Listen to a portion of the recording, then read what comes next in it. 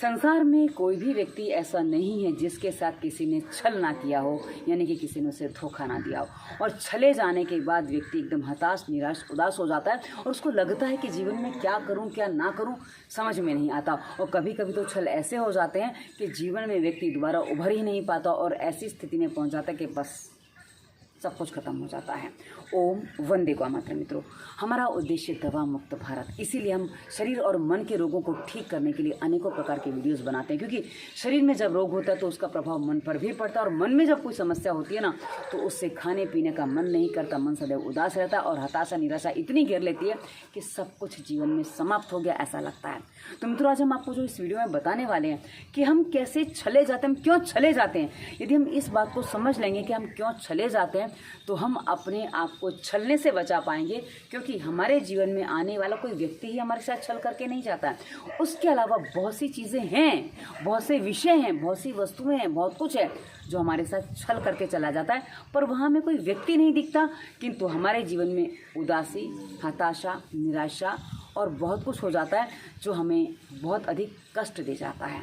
तो आज हर प्रकार के छल के बारे में हम बात करने जा रहे हैं, ताकि आप इस बात को अपने भीतर से स्पष्ट कर सकें कि कौन कौन आपके साथ छल कैसे कैसे कर गया और ये सबसे बड़ा शत्रु कौन था आपका जिसने आपको छल लिया है। यदि आप इस बात को समझ लेंगे तो आपको काम वहाँ से करना होगा, ना कि आपको किसी व्यक्ति से कहीं से बदला लेना है, कुछ और करना है, क्योंकि बदला लेना तो एक पाश्विक यानी कि पशुता वाली प्रवृत्ति है। हम तो मनुष्य हैं और मनुष्य देवत्व के लिए बना है, जो उठने के लिए बना है। तो चलिए आज का विषय हम आरंभ करते हैं कि हम कैसे छले जाते हैं और हमें कौन छल रहा है।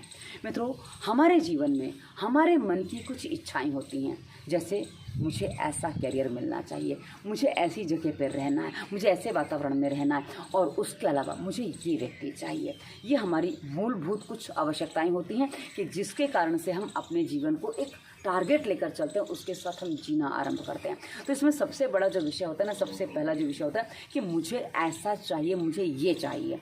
अब ये जो चाहिए जो भी हो सकता है, आपको गाड़ी बंगला चाहिए, हो सकता है बड़ा मकान, जो भी आपकी इच्छा, दुकान या कुछ व्यक्ति, कोई वस्तु, जो भी आपको इच्छा है वो आपको चाहिए होता है।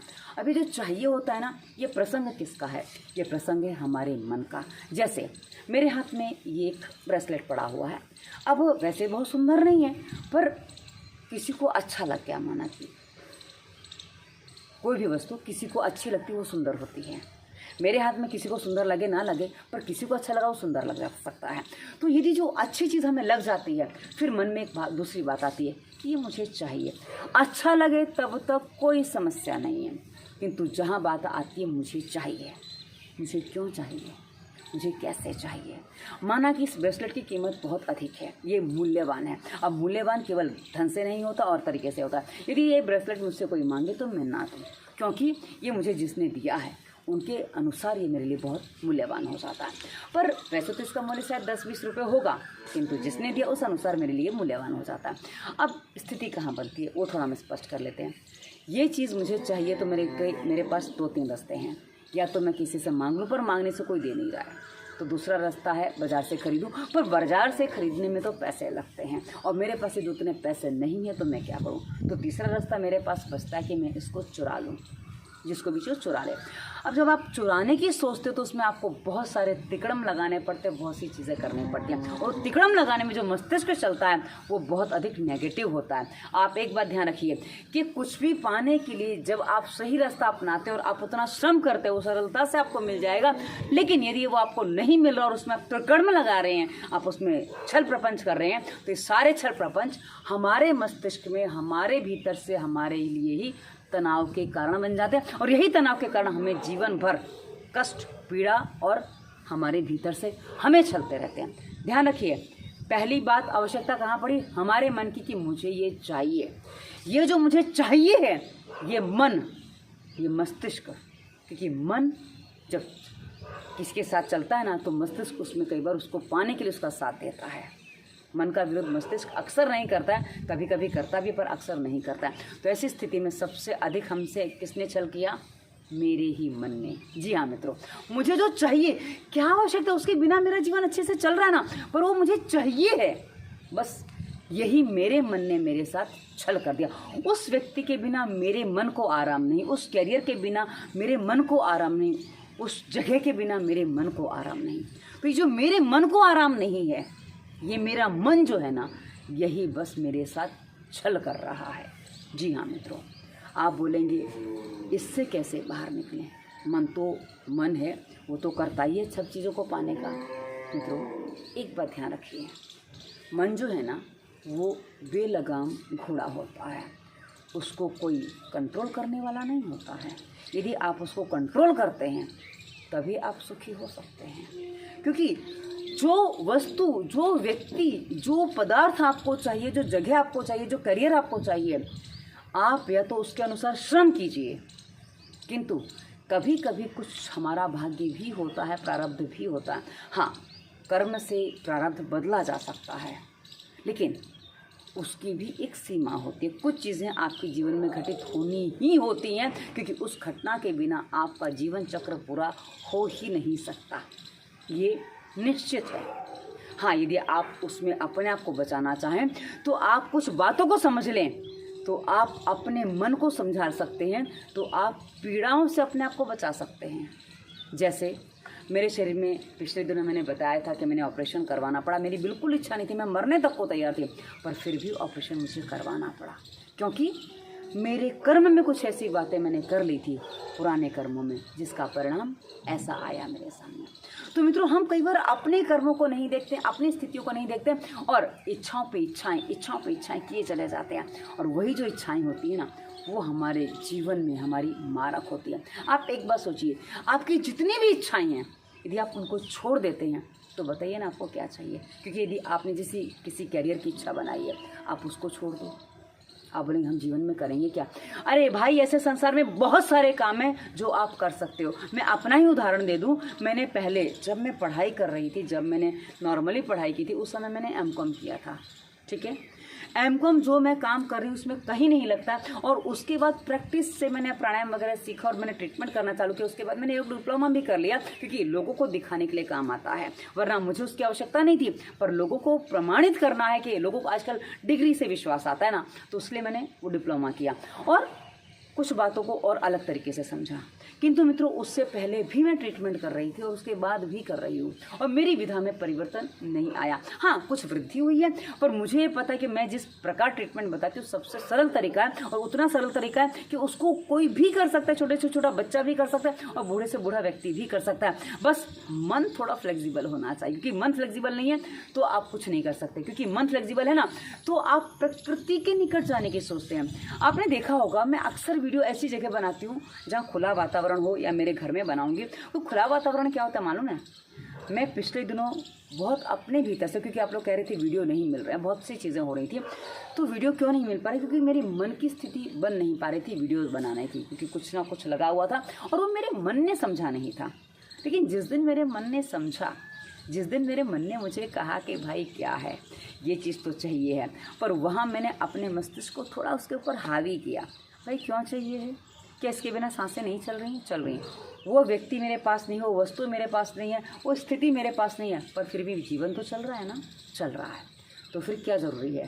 केवल मेरे शरीर में चलने वाली मेरी सांसें जो स्वस्थ रूप से चलें, वो मेरे लिए परम आवश्यक है। यदि वो चल रही हैं तो मैं हर स्थिति में जीवित हूँ, और जीवन जो है ना मित्रों, अपने आप अपनी दिशा निर्धारण कर लेता है।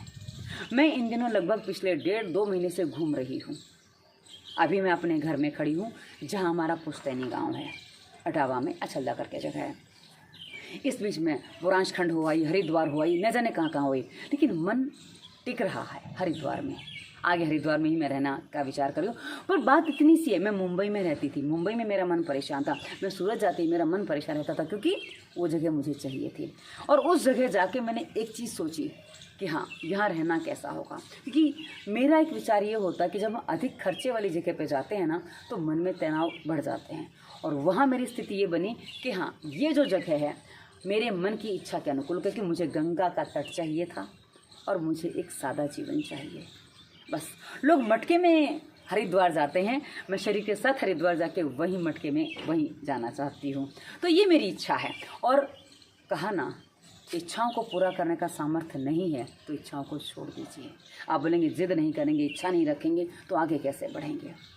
आप यदि आगे बढ़ पा रहे हैं तो अच्छी बात है, किंतु यदि वही स्थिति आपको डिप्रेशन दे रही है, तनाव दे रही है, तो उस चीज़ को छोड़ दीजिए। कोई व्यक्ति भी हो सकता है जिसको आपको छोड़ना पड़े, कोई वस्तु हो सकती है जिसको आपको छोड़ना पड़े, कुछ भी हो सकता है उसको आपको छोड़ना पड़े। हाँ, मैं जो आई हूँ, लोग मुंबई की तरफ भागते हैं और मैं मुंबई से भाग रही हूँ। मुंबई माया नगरी है और ये मायापुरी है, हरिद्वार को मायापुरी कहा जाता है।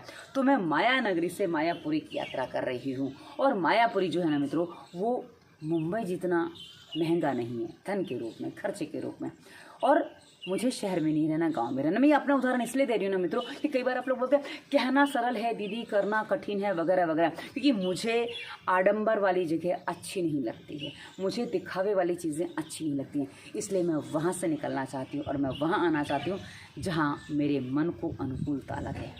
और मेरा मन आजकल से नहीं, लगभग 10 साल से हरिद्वार कर रहा था और फाइनली हरिद्वार पहुंचने की स्थिति आ गई है। और ये सारी बातें इसलिए बताई हैं मित्रों कि यदि आप चाहते हैं कि गांव में रहना है, गांव में जाके रहना सरल हो जाएगा आपके लिए, वहाँ आप गांव में गांव बसा सकते हैं, लेकिन शहर में गांव बसाने जाएंगे ना, क्योंकि गांव में तो गांव बसा ही हुआ है, तो शहर में गांव बसाने जाएंगे ना, आपको बहुत महंगा पड़ने वाला, आर्थिक खर्चे बहुत बढ़ जाएंगे।